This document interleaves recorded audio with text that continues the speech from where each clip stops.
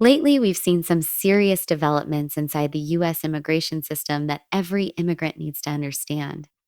McBean Law, we're noticing patterns that deserve your attention, especially if you're a green card holder or thinking about applying for naturalization. Here's what's happening. When a permanent resident applies for citizenship through Form N-400, immigration officers don't just review that new application.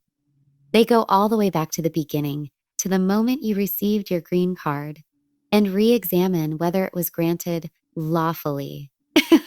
If they believe there was any fraud or misrepresentation, they can deny the naturalization request and start removal proceedings to take the green card away. In some recent cases, people who filed for citizenship discovered that USCIS had reopened old files, sometimes from many years ago. If the agency decides the green card was obtained through incorrect information or a mistake, it may now refer that person to immigration court.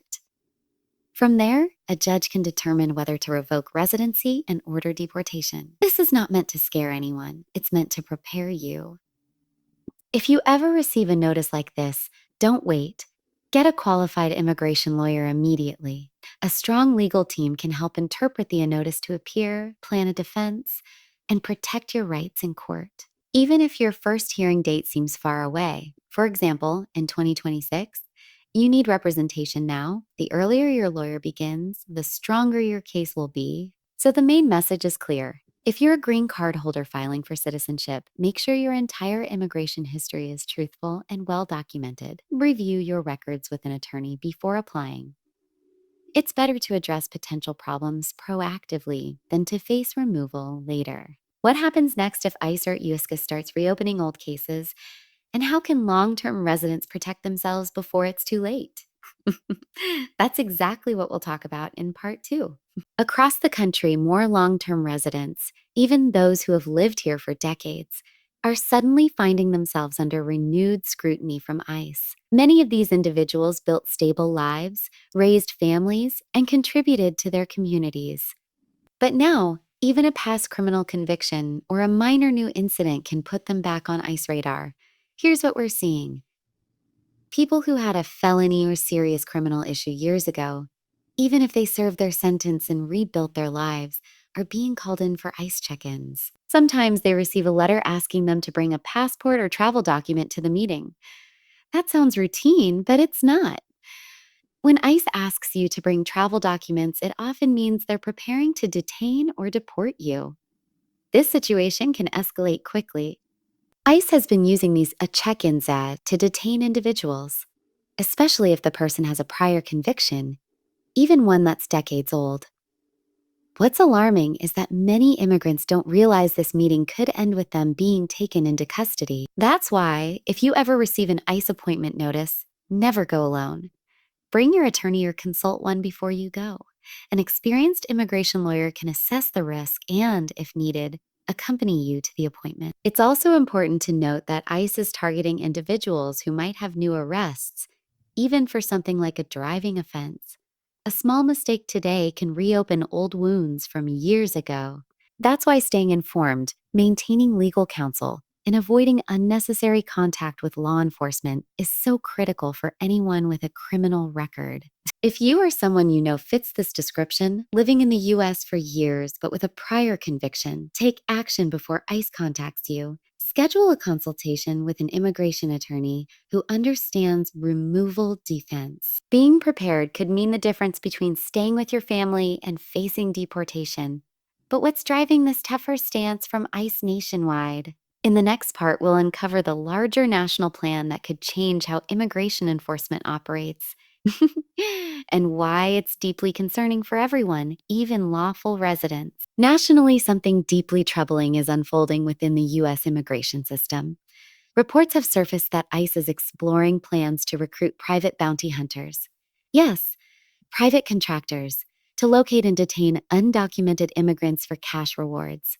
If implemented, this move would shift immigration enforcement from a public service into a for-profit operation where human lives are treated as numbers. Instead of trained federal agents operating under public accountability, private contractors could be rewarded based on how many individuals they locate or turn in. Imagine what that creates. An incentive system where mistaken identity, wrongful arrest, and racial profiling are not just possible, but likely. These bounty style contracts would encourage overreach. Private operatives aren't held to the same ethical or legal standards as federal agents. They aren't required to answer to Congress or appear before oversight committees. That lack of accountability opens the door for abuse, false reporting, and civil rights violations. This proposal represents a massive expansion of surveillance across the country. It could affect not just undocumented immigrants, but also citizens and green card holders, since data sharing and misidentification often go hand in hand. Imagine living in a community where private contractors can monitor your movements or question your identity simply because of how you look or where you're from. The real danger here is not just in the arrests, it's in the fear and mistrust that this system could spread. When people are afraid to go to work, take their kids to school, or even buy groceries, it fractures entire communities. Immigration enforcement should never be a business opportunity. It should be a fair and lawful process. If you care about privacy, freedom, and due process, this proposal should concern you deeply. The more we rely on unregulated contractors, the more likely we are to see violations of civil rights, not just for immigrants, but for everyone. So, how did we reach this point where immigration enforcement is becoming aggressive, privatized, and less accountable? In part 4, we'll examine how ICE tactics have evolved over the years and why some leaders believe they haven't gone far enough. Over the past 2 decades, the United States has witnessed a steady expansion of immigration enforcement powers far beyond what was originally intended. When the Department of Homeland Security, DHS, was created after the attacks of September 11, 2001, its purpose was to protect Americans from external threats. But today, many of those same tools are being turned inward, toward immigrants already living peacefully within U.S. borders. ICE, once a small component of DHS, has grown into one of the most forceful domestic agencies. Its operations now extend into nearly every state, and it collaborates closely with local police departments, airports, and detention centers. Videos shared online show ICE raids that look and feel increasingly militarized. People are detained at home, at work, even during routine appointments, actions that leave families traumatized and fearful. When former President Trump spoke about ICE in national interviews, he made his stance clear. And they haven't gone far enough. Under that philosophy, the administration pushed for increased quotas, reportedly around 3,000 arrests per day, and began replacing some ICE leaders with Border Patrol officials to speed up deportations. The goal was simple: to act faster and appear tougher, regardless of the human cost. That transition toward aggression also brought changes in tone across the system. Deportation cases were expedited, humanitarian considerations were deprioritized, and the space for compassion within immigration law grew smaller. What was once a process of case by case review became more of a numbers driven mission. For immigrants, this means less leniency, fewer continuances in court, and a higher risk of detention, even for minor infractions. The climate of fear spreads quickly, affecting not only undocumented individuals, but also green card holders and citizens from immigrant backgrounds. It's important to remember that immigration enforcement isn't just about statistics, it's about human beings, parents, workers, students, and neighbors. Aggressive enforcement undermines trust between communities and the institutions meant to protect them. The more ICE pushes for speed, the more likely due process gets lost in the shuffle. If federal agencies are expanding enforcement, in Part 5, we'll reveal how sanctuary cities like Baltimore are changing their stance and what that means for immigrants everywhere. For years, sanctuary cities across the United States served as safe zones for immigrants, places where local law enforcement limited cooperation with federal immigration authorities. These policies were meant to protect residents from the fear of deportation during simple encounters with police, like a traffic stop or a minor citation. But that's starting to change. A striking example is Baltimore County, Maryland, once a known sanctuary area. Recently, the Department of Justice announced that Baltimore County has been removed from the federal list of sanctuary jurisdictions. The reason? the county signed a Memorandum of Understanding, MOU, with ICE, agreeing to assist in federal immigration enforcement.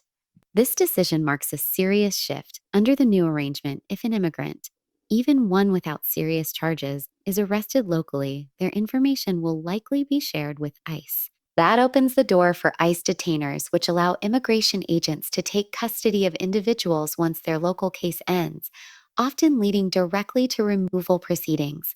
For immigrants living in Baltimore County, this means that what once felt like a protected community is no longer shielded. The trust that once existed between local police and immigrant communities is breaking down. People who used to feel safe reporting crimes, seeking help, or cooperating with authorities may now hesitate, fearing that any contact could lead to deportation.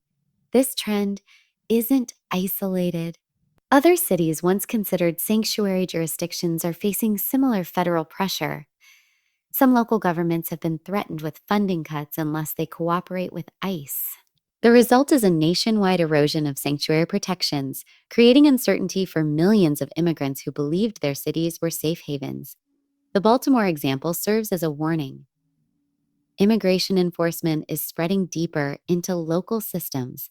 The line between local policing and federal immigration control is blurring, and communities are paying the price. If you live in a city that once identified as a sanctuary, stay informed. Policies can change quietly but dramatically, and the protections you relied on last year might not exist today. If local governments are stepping back from protection, how can immigrants stay informed and defend themselves?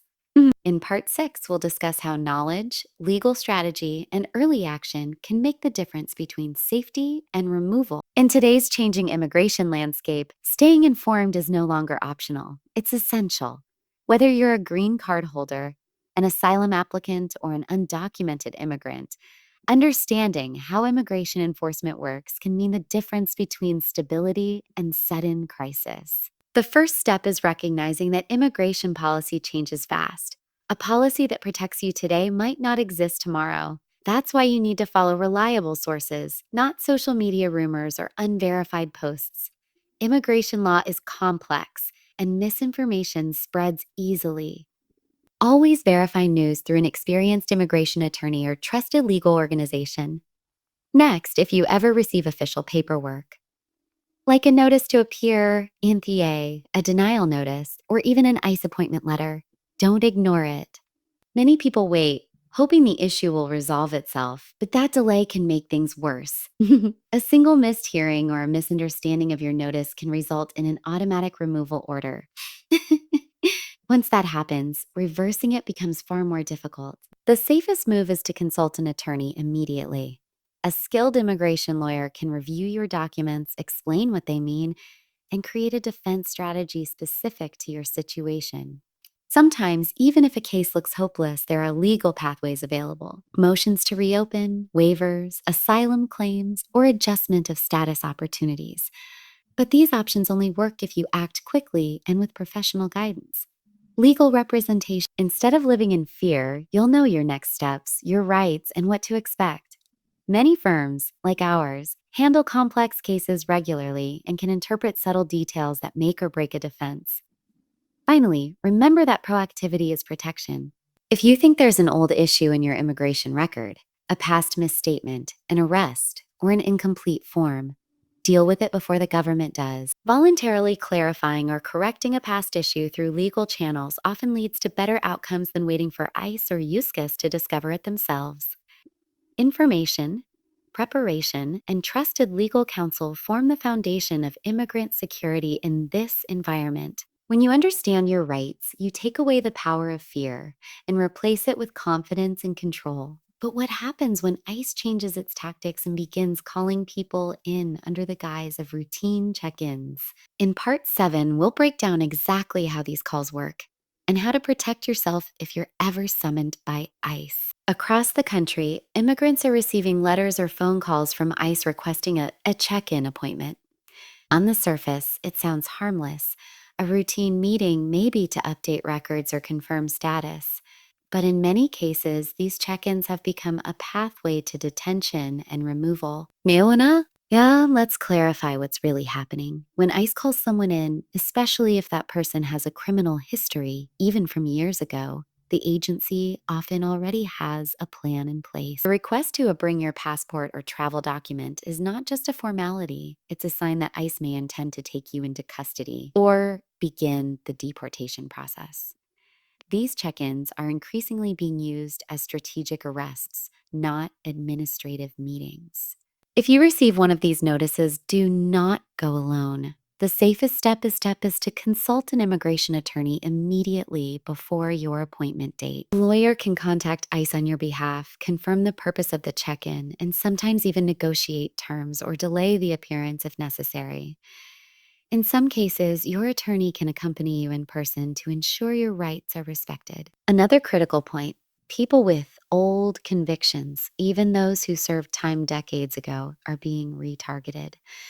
A traffic stop, a misdemeanor, or a new arrest can suddenly revive an old case file, putting you back in ICE focus. The agency's internal systems are now more interconnected with local law enforcement databases, making it easier to flag individuals who once had any criminal or immigration issue. So, what can you do to stay protected?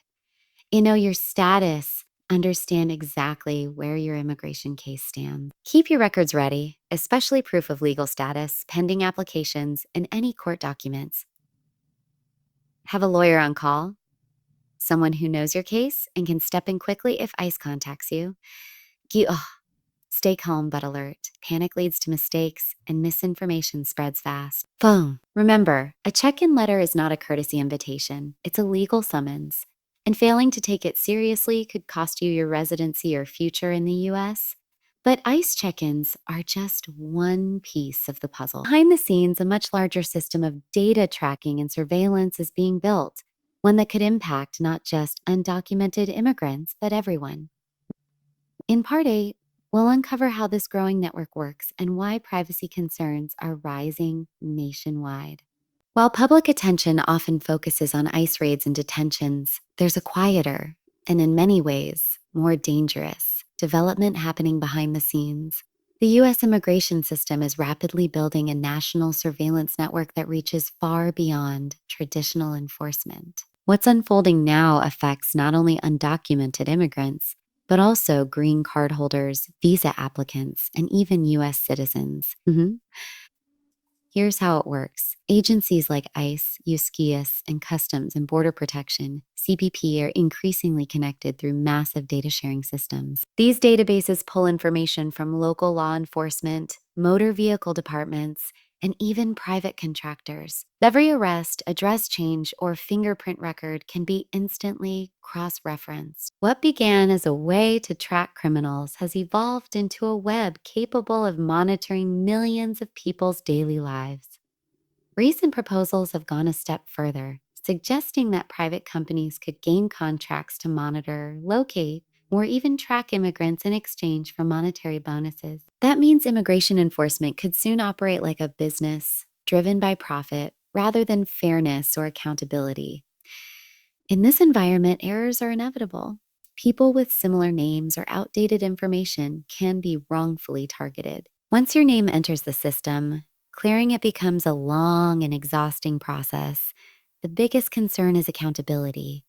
Unlike federal agents, private contractors are not bound by strict legal standards or public oversight. They don't have to appear before congressional committees or release detailed reports on their methods. When mistakes happen, and they do, there's little recourse for victims. Wrongful arrests, data breaches, and privacy violations can happen quietly and without warning. For everyday immigrants, this expansion creates a sense of unease. Many now worry about being tracked for simply applying for benefits, renewing documents, or attending appointments. It also discourages cooperation with authorities. People become afraid to report crimes, seek medical care, or enroll their children in school. The truth is, surveillance doesn't just affect undocumented immigrants. It impacts everyone who believes in privacy, freedom, and fairness. Every person living in the United States should be aware that immigration data collection is no longer limited to borders. It's happening within communities, workplaces, and online space. Rehook: if surveillance is tightening and ICE is growing more aggressive, What can immigrants and residents actually do to protect themselves and their rights? In Part 9, we'll explore practical steps, from knowing your legal protections to understanding how to respond during enforcement actions. In a time when immigration surveillance and enforcement are expanding, understanding your legal rights is one of the strongest defenses you have. Too often, fear and confusion lead people to make costly mistakes when confronted by ICE or other authorities. Knowing what to do and what not to do can make the difference between safety and detention. Let's start with the basics. You have rights, even if you're not a U.S. citizen. If ICE agents come to your door, you are not required to let them in unless they show a judicial warrant signed by a judge. Say a standard ICE administrative warrant, Form I-200 or I-205, does not give them the right to enter your home. You can ask them to slide the document under the door or show it through a window. Never open the door to inspect it. If it's not signed by a judge, you can respectfully say, "I do not consent to entry." Stay calm and polite, but firm. Second, you have the right to remain silent. You are not required to answer questions about your immigration status, birthplace, or how you entered the country. Anything you say can be used against you later. Simply state, "I choose to remain silent," and request to speak with your attorney. Third, you have the right to an attorney and a hearing. If you are detained, do not sign any documents you don't understand. Some forms, especially of voluntary departure papers, can waive your right to appear before an immigration judge. Signing them under pressure can lead to deportation within days.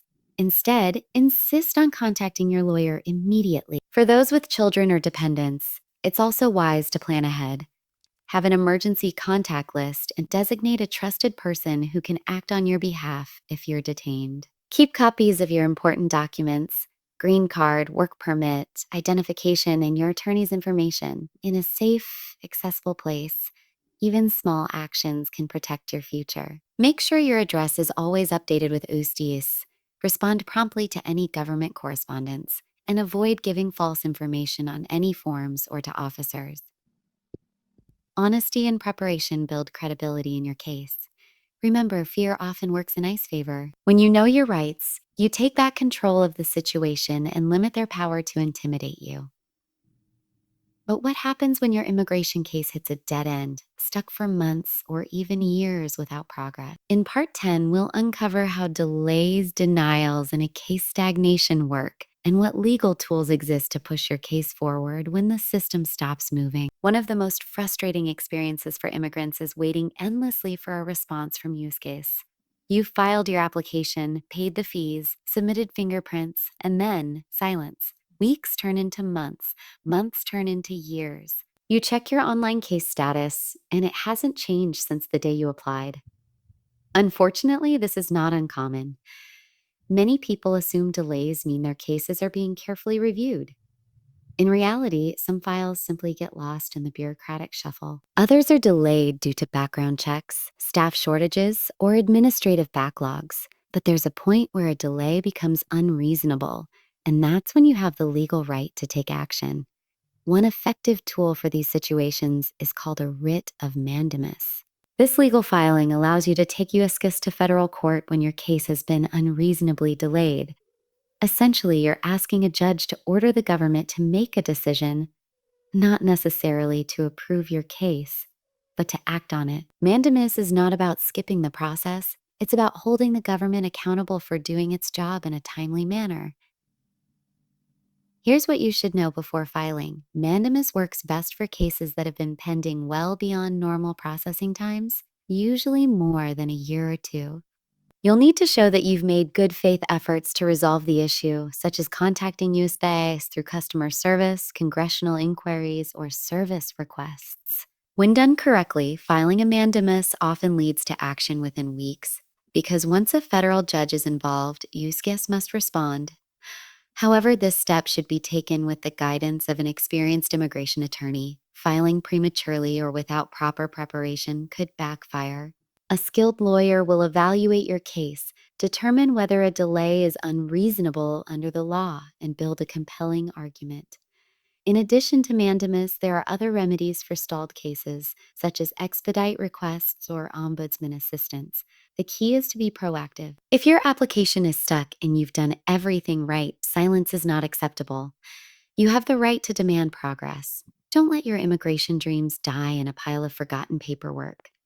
The law gives you options, and when used strategically, those options work.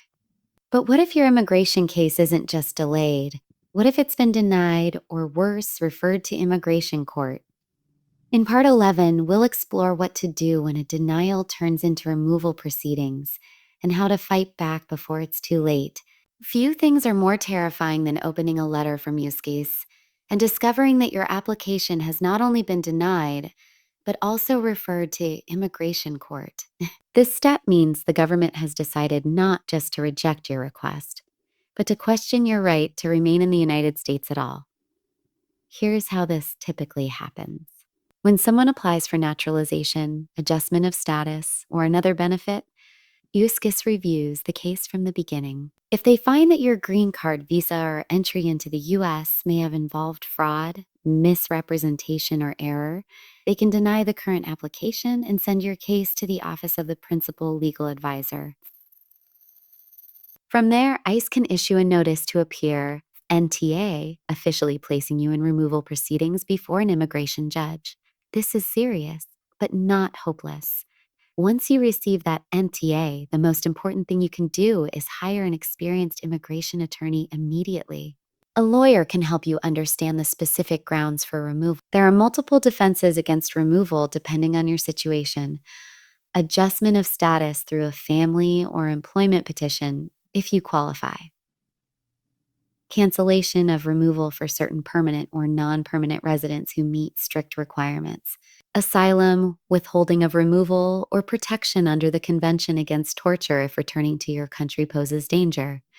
Waivers for fraud, unlawful presence, or certain criminal convictions. Each option has specific criteria, deadlines, and documentary requirements, which is why legal representation is vital. You should also gather every record related to your case, copies of past applications, court documents, and correspondence with USCIS. A clear and complete file helps your attorney build a stronger argument. It's crucial not to panic or ignore court dates. Missing even one hearing can result in an automatic deportation order. Instead, approach your case with a clear head, reliable legal advice, and a firm strategy. Many people who face removal eventually win relief because the system allows for appeals, motions, and second chances when handled correctly. But what if you're not yet in removal? And your biggest fear is being called in for questioning or detention during an interview? In Part 12, we'll discuss what happens if ICE detains you at a USCIS appointment and the steps to take immediately if that day ever comes. Imagine this. You've waited months or even years for your immigration interview. You gather every document, dress professionally, and walk into the USCIS office expecting to discuss your application.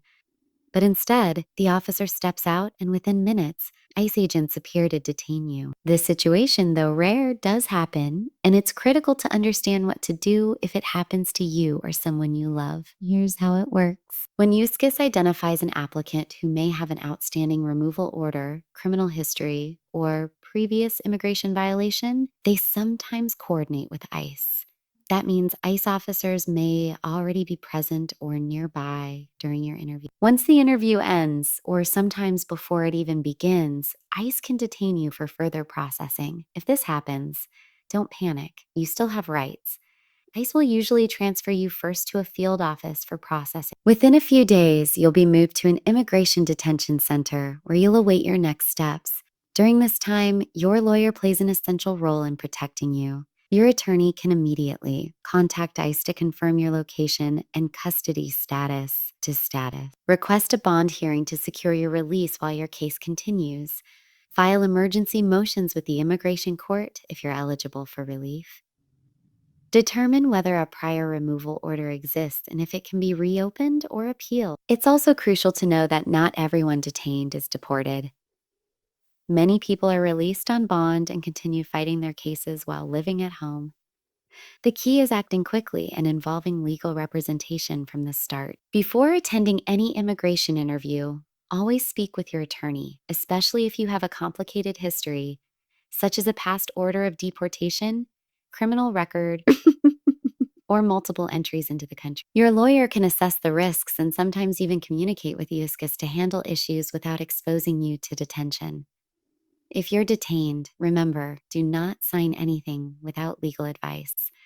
ICE officers may present forms that sound harmless but could waive your right to see a judge. Politely refuse to sign and request your attorney. Every document in detention has consequences. This moment can be frightening, but with preparation and representation, it doesn't have to be the end. The law still provides pathways for review, relief, and in many cases, freedom. But what about those who aren't detained? Those just waiting for their turn, watching others around them face delays or denials.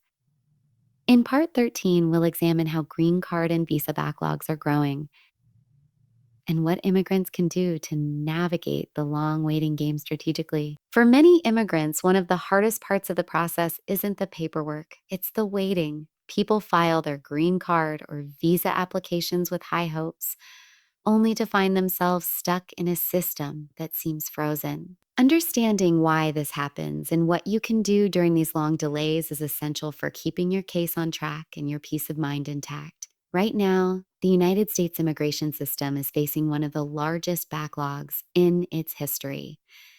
Millions of cases, from family-based petitions to employment visas, are pending. USCIS and the State Department have both acknowledged the severe delays, which are caused by several factors: limited staffing, increased background checks, outdated technology, and the lingering effects of past policy changes and pandemic disruptions. For example, some applicants filing Form I-130 for family reunification are waiting up to 3 years or more just to move to the next stage. Employment-based applicants often face similar timelines. Even when a petition is approved by USCIS, it's go through the National Visa Center and then the U.S. Embassy in the applicant's home country, where administrative processing or local delays can stretch the wait even further. While these backlogs are frustrating, there are strategic steps you can take. Regularly check the visa bulletin. The U.S. Department of State publishes it monthly, showing which priority dates are current for different visa categories. Maintain updated contact information with USCIS so you never miss important notices or interview dates. Avoid inactivity. If your case seems dormant, contact the agency through a service request or congressional inquiry. Document your hardship. In cases of severe family separation, medical needs, or career harm, your attorney can file a request to expedite the case. If your case has been pending well beyond the posted processing times, a writ of mandamus, as mentioned earlier, can sometimes compel USCIS or the embassy to act. It's a legal push that ensures the government fulfills its duty to make a decision. While you wait, don't lose sight of the bigger picture.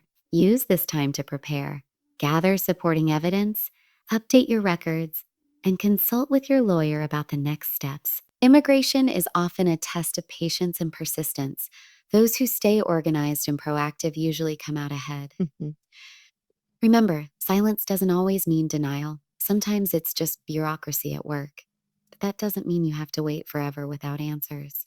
But what happens when these long waits create real hardship? When families are separated or jobs are lost because of government inaction? In Part 14, we'll talk about how to push back against unreasonable delays and demand fair treatment under immigration law. When months turn into years and your immigration case still hasn't moved, the frustration can feel unbearable. Families remain separated, job offers expire, and lives are placed on hold, all because the government hasn't acted.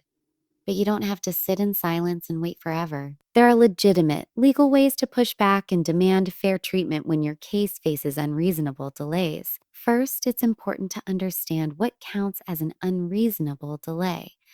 Every immigration form has a posted average processing time on the USCIS website. If your case has gone well beyond that timeline, especially by 6 months or more, and there's been no update or explanation, that's a red flag. USCIS is required by law to make timely decisions. When it doesn't, applicants have options. One of the most effective tools, as we discussed earlier, is a writ of mandamus. By filing this petition in federal court, You're not asking for special treatment. You're asking for accountability. You're saying, you've had my case long enough. It's time to make a decision. Once the court gets involved, the government must respond, often within a few weeks. It's a powerful way to remind agencies that delay is not the same as due process. There are also softer remedies available before going to court. Your attorney can submit an expedite request citing urgent humanitarian reasons, severe financial loss, or compelling U.S. government interests. For example, if your spouse abroad faces a medical emergency or your employer risks losing a key position, those facts can justify prioritizing your case. If you've tried those routes and still see no progress, another option is to contact the USCIS Ombudsman's Office. This independent office reviews problem cases and can sometimes resolve issues behind the scenes, particularly when files are misplaced or held up for unclear reasons. The key is persistence and documentation. Keep detailed records of every inquiry, email, or service request you've made. These documents strengthen your case if you eventually need to take legal action. And above all, don't assume you're powerless. The immigration system may move slowly, but it still operates under the law. Applicants have rights, and the government has responsibilities. Holding it accountable is not confrontation, it's justice. Your dream of stability, family unity, or opportunity in America shouldn't be stalled by endless waiting. You can push forward, and you should. But sometimes, even after years of waiting, your application isn't just delayed, it's denied. It's denied. In part 15, we'll break down what to do when USCIS says no, how to appeal, reopen, or rebuild your case without starting from zero. A denial letter from USCIS can feel like the end of the road, but in most cases, it isn't. A denied immigration application doesn't always mean you've lost your chance. What it really means is that the government found a legal or factual issue with your filing. The good news? U.S. immigration law provides multiple ways to respond, correct mistakes, and move forward. The key is knowing which option fits your case best. Let's start with the most common route. A motion to reopen or reconsider. A motion to reopen is used when you have new evidence that wasn't available when you first filed. Maybe you've gathered new documents, received a new approval notice, or corrected a past error. These can form the basis of reopening your case. A motion to reconsider is used when you believe USCIS made a legal or factual mistake in their decision. For example, if the officer misapplied the law, misunderstood the facts, or overlooked key evidence, your attorney can file this motion to ask USCIS to review the case again. Both motions must be filed within 30 days of the decision, so acting quickly is crucial. Missing that window often means you'll have to start a new application instead. The next option is an administrative appeal. Certain types of applications, such as employment petitions, waivers, or visa denials, can be appealed to a higher authority within USCIS, known as the Administrative Appeals Office, AO, or the Board of Immigration Appeals, BIA. The appeal process allows a different set of officials to review your case independently. It's slower than a motion, but sometimes more effective if the issue involves complex legal interpretation. Sometimes, however, the best move is to refile strategically rather than appeal. For instance, if your case was denied due to missing evidence, outdated forms, or a minor procedural issue, refiling a clean, corrected application may be faster and stronger than fighting the old one. A skilled immigration attorney can help decide whether it's wiser to appeal, reopen, or restart. Whatever path you choose, it's essential to understand the reason for denial in detail. Carefully read the decision notice from USCIS. It outlines the specific issues that led to denial. Once you identify those weak points, you can directly address them in your next filing. Remember, a denial is not a defeat. Many successful immigrants faced at least one rejection before achieving approval. The process is challenging, but with the right legal guidance and persistence, a no can become the start of your comeback. But what if your case isn't just denied? What if the denial leads to removal proceedings or a court hearing before an immigration judge? In part 16, we'll uncover how to defend yourself in court and what strategies can help you stay in the U.S. legally.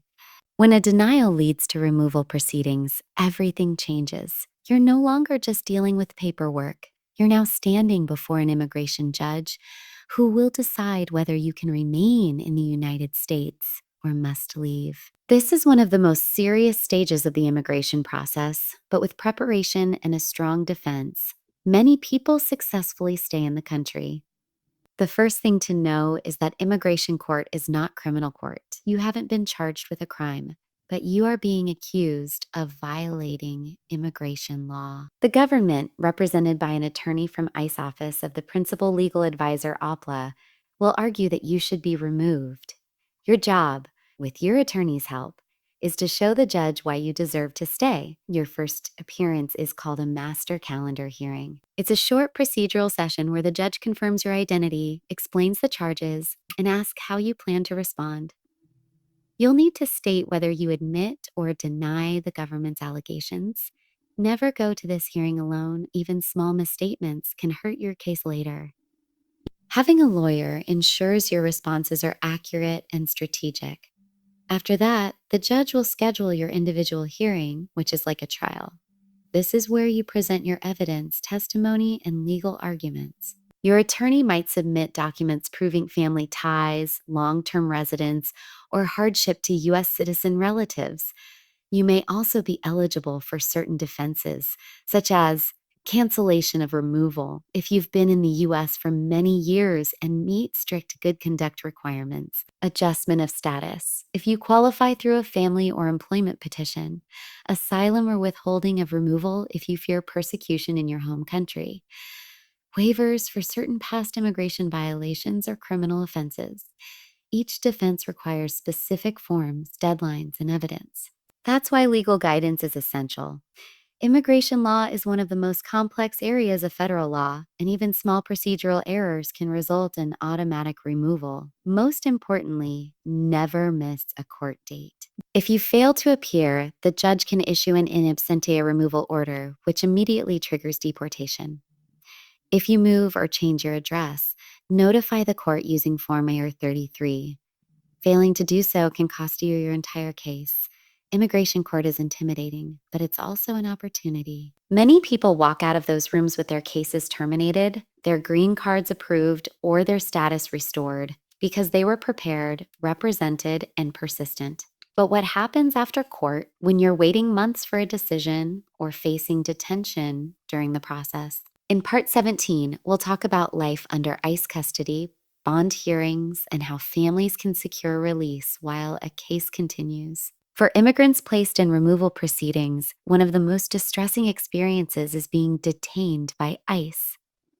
Detention means you're being held in a federal or contracted facility while your case moves through court, a process that can take months or even years. But detention is not the end of your journey. In many cases, you can seek release on bond, giving you the chance to reunite with your family and prepare your case from home. Let's start with the basics. Once ICE detains you, they will decide whether you qualify for a bond hearing before an immigration judge. A bond functions like bail in criminal cases. It's an amount of money paid to the government as a guarantee that you'll attend all future hearings. If the judge approves your bond and you pay it, you can be released until your case concludes. However, not everyone is automatically eligible for bond. Certain serious criminal convictions or prior deportation orders may make you subject to mandatory detention, meaning the judge cannot grant release. But for many others, especially those with clean or minor records, a strong argument for bond can make all the difference. During the bond hearing, your attorney will present evidence showing that you are not a flight risk. You have deep ties to your community, family, work, a home, or a history of attending all appointments. You pose no danger to the public. You have no violent or recent criminal offenses, and you live a stable, law-abiding life. You deserve a fair chance to fight your case outside detention. Being free allows you to gather evidence, contact witnesses, and fully assist your lawyer. Judges have broad discretion when setting bond amounts, sometimes as low as a few $1,000s, other times much higher depending on the case. Once bond is granted, family members or friends can pay it directly at an ICE-approved facility using a cashier's check or money order. After payment, release usually occurs within a day. If bond is denied, don't lose hope. Your lawyer can appeal the decision to the Board of Immigration Appeals, BA. Many people are granted bond on appeal once more evidence is presented or initial concerns are clarified. Meanwhile, families of detained individuals can help by staying organized. Keep track of your loved one's alien registration number, a number, detention location, and upcoming court dates. Regular communication with your attorney ensures that nothing falls through the cracks. Detention is a hardship, but it's not a final judgment. It's a step in a longer process, one that can still lead to freedom and lawful status with the right defense and persistence. But even outside detention, navigating the court system can feel overwhelming with confusing paperwork, endless deadlines, and emotional strain. In Part 18, we'll go over how to stay organized, build a strong support system, and work with your lawyer to keep your immigration fight on track. When facing an immigration battle, whether in court, on appeal, or after release from detention, the process can feel like a full-time job. There are deadlines, forms, hearings, and constant updates. Without structure and support, it's easy to get overwhelmed. But those who stay organized and proactive dramatically increase their chances of success. The first rule is simple but powerful. Treat your immigration case like a legal project. Keep every single document, receipts, notices, copies of applications, and letters from USCIS or the court in one clearly labeled folder or binder. You should always be able to put your hands on your case number, alien registration number, A number, and any filing receipts immediately. If your attorney or the court needs something, being prepared saves precious time. Second, track all deadlines carefully. Immigration cases are time sensitive. A missed deadline for an appeal, motion, or biometrics appointment can result in automatic denials or deportation orders. Use a physical calendar, digital reminders, or both. Mark hearing dates, filing deadlines, and payment due dates clearly. Your attorney will manage the legal side, but you are responsible for staying informed and responsive. Third, maintain open communication with your lawyer. Provide updates about your address, phone number, or any changes in your circumstances, like new evidence, a marriage, or a change in employment. Immigration law constantly evolves, and small details can impact your eligibility for relief. Don't assume your lawyer knows everything automatically. Good communication creates better strategy. Equally important is emotional endurance.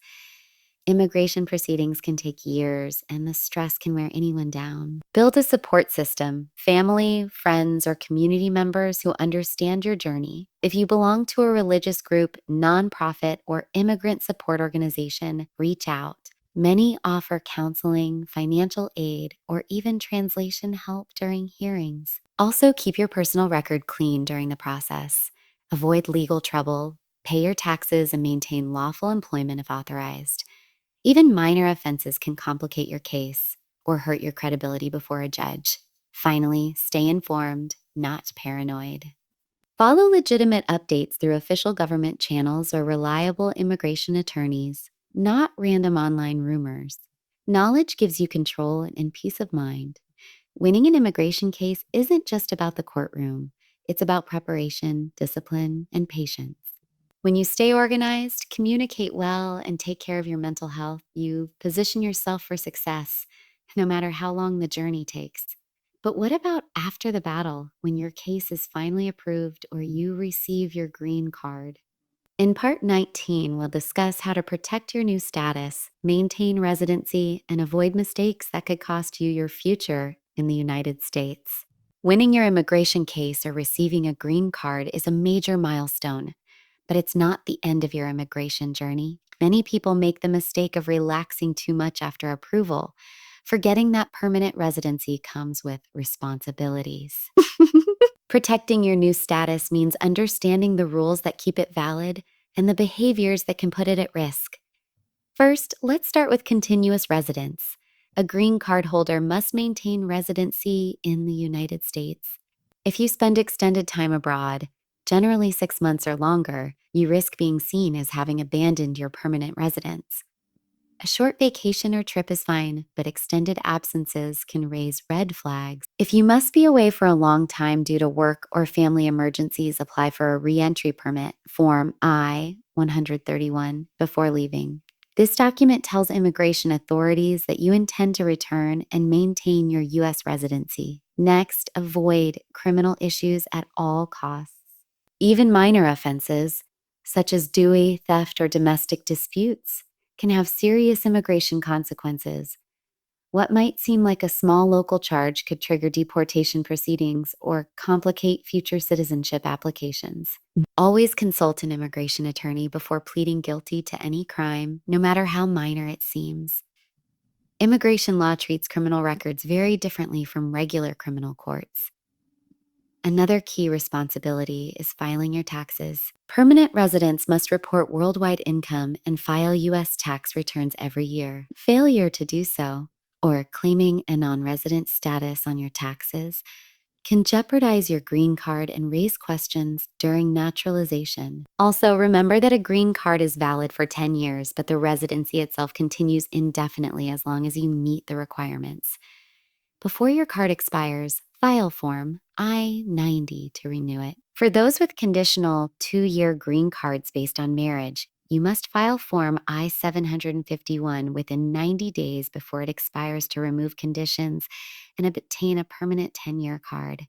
If you plan to travel internationally, always carry both your green card and your passport. Upon re-entry, be prepared to answer questions about your trips, work, and ties to the U.S. The more consistent and truthful your responses, the smoother your re-entry process will be. Lastly, think ahead. After holding your green card for the required time, usually 5 years or 3 years if married to a U.S. citizen, you may become eligible for naturalization. Citizenship offers stronger protection, including the right to vote and immunity from most deportation risks. Receiving a green card is a privilege, but keeping it is a responsibility. Treat your status with care, follow the rules, and live as an engaged, contributing member of your community. But before applying for citizenship, there are hidden pitfalls that can lead to denial or even loss of your green card. In Part 20, we'll uncover the most common mistakes applicants make during naturalization and how to avoid them completely. For many immigrants, becoming a U.S. citizen is the ultimate goal, a symbol of stability, belonging, and achievement after years of effort. But while naturalization, Form N 400, seems like the final step, it's also one of the most scrutinized parts of the entire immigration process. A simple mistake or misunderstanding here can not only delay approval, but in some cases, even trigger investigations into your green card. That's why it's critical to approach this stage with precision, honesty, and preparation. First, remember that when you apply for naturalization, USCIS reopens your entire immigration history. They'll review how you obtained your green card, checking for any errors, omissions, or potential fraud. If they find inconsistencies, like misstatements in old applications or evidence of a past ineligibility, they can deny your N-400 and, in serious cases, refer you for removal proceedings. That's why it's essential to review your full immigration file with an attorney before applying. Never assume old mistakes are forgotten. Next, focus on the eligibility requirements, continuous residence and physical presence. You must have lived in the U.S. as a permanent resident for at least 5 years, or 3 if married to a citizen, and spent the majority of that time physically in the country. Long absences can restart the clock. Good moral character, this is a major factor. Huskus examines your conduct during the qualifying period, including tax compliance, criminal history, child support payments, and even honesty on past forms. Any unresolved legal or financial issue can raise red flags. English and civics test. Unless exempt, you'll need to pass an interview assessing your ability to read, write, and speak basic English, and your knowledge of U.S. history and government. Be completely truthful on your N-400 application. If you were ever arrested, even if charges were dropped, disclose it. If you accidentally registered to vote or signed a voter form years ago, mention it and include an explanation. Trying to hide past mistakes almost always leads to bigger problems later. It's also wise to prepare for the interview with your attorney. You'll be asked about your residence, work, taxes, and even loyalty to the U.S. Be calm, confident, and truthful. If the officer raises concerns, your lawyer can provide clarifying evidence or legal arguments. If your N-400 is denied, don't lose hope. You can file a Form N-336 to request a hearing before another officer, or, in some cases, reapply after addressing the issues. Citizenship is more than a document. It's a commitment to the country you've chosen as home. Take it seriously, prepare thoroughly, and you'll stand proudly among those who have earned it through integrity and perseverance. But what if, after becoming a citizen, the government later questions how you got there? In Part 21, we'll discuss the rare but serious process of denaturalization, what it means, who it targets, and how to protect your hard earned status for life. Becoming a U.S. citizen is often seen as the end of a long and difficult immigration journey. But in rare circumstances, the government can attempt to take that citizenship away. This process is called denaturalization, and while it doesn't happen frequently, it's critical for every naturalized citizen to understand how it works and how to prevent it from ever becoming a risk. Denaturalization occurs when the U.S. government claims that citizenship was obtained illegally or through fraud. This means that something in your past, even decades earlier, is alleged to have been false, hidden, or misrepresented during your green card or naturalization process. The most common reasons include concealing criminal activity or prior deportation orders, misstating or omitting information on immigration forms, using false identities or fake documents in the past, failing to disclose past affiliations, especially if related to security or war crime. It's important to understand that denaturalization does not happen over small mistakes or forgotten details. The government must prove in court, beyond a reasonable doubt, that the citizenship was obtained illegally or intentionally through deception. It's a high burden of proof, but the process is still serious and can lead to loss of citizenship and deportation. In recent years, the Department of Justice and USCIS have developed programs that use data analytics to reinvestigate old immigration cases. Their goal is to identify individuals who may have concealed major issues during their immigration journey.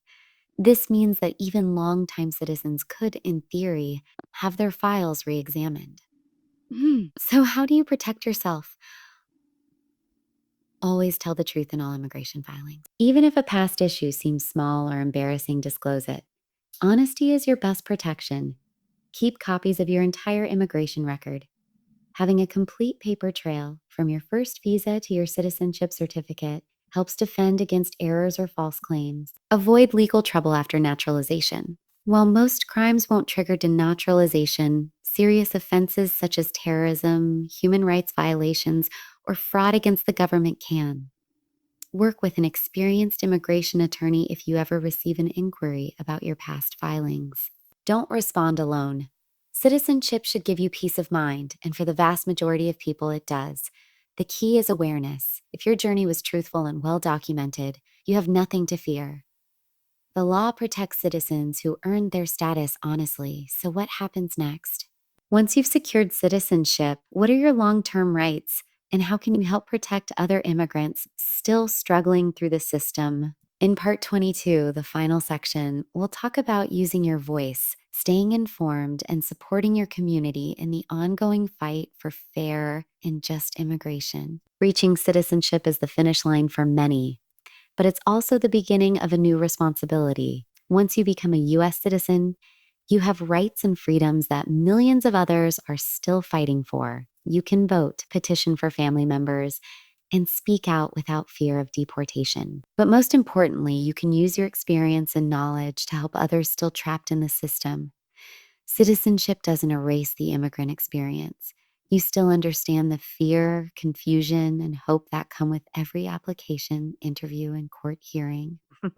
That perspective gives you a unique power, the power to advocate. Whether it's helping a friend gather documents, translating at an appointment, or explaining how the process works, your guidance can change lives. One of the most impactful things you can do as a citizen is to stay involved in civic life. Voting is your voice. The people elected to Congress, state legislatures, and local offices make decisions that directly shape immigration policy. Support leaders who value fairness, family unity, and due process. Participate in local meetings, town halls, and immigrant advocacy groups. Even sharing verified information online helps combat misinformation that spreads fear among vulnerable communities. Another important role is sponsorship and petitioning. As a U.S. citizen, you can petition for your spouse, parents, children, and siblings to immigrate legally. By doing so, you're not only reuniting families, you're helping others find the same security you fought for. But do it carefully. Always follow the correct procedures and timelines, and encourage your relatives to seek legal assistance to avoid errors that could delay or jeopardize their applications. You should also continue protecting your own legal and civic record. Keep copies of your naturalization certificate, passport, and important immigration documents safe. Renew your passport on time, file taxes accurately, and stay updated on any legal changes that may affect naturalized citizens. Once a citizen, you're part of the democratic process. But that process requires participation, responsibility, and awareness. Finally, remember that the immigrant story doesn't end with one person's success. It continues through mentorship, community education, and compassion. The more informed and active citizens there are, the stronger the immigrant community becomes. Your journey, with all its challenges, delays, and victories, gives you the authority to inspire others. You've lived what they're living. Use that voice to educate, empower, and defend those who haven't yet reached the finish line. Because in the end, the true strength of immigration isn't in the paperwork or the court rulings. It's in people standing together, protecting each other, and believing that justice belongs to everyone. Every immigration story begins with uncertainty, but ends with courage. The system may test you, delay you, and challenge you, but if you stay informed, persistent, and truthful, your path leads not just to status, but to freedom, dignity, and belonging.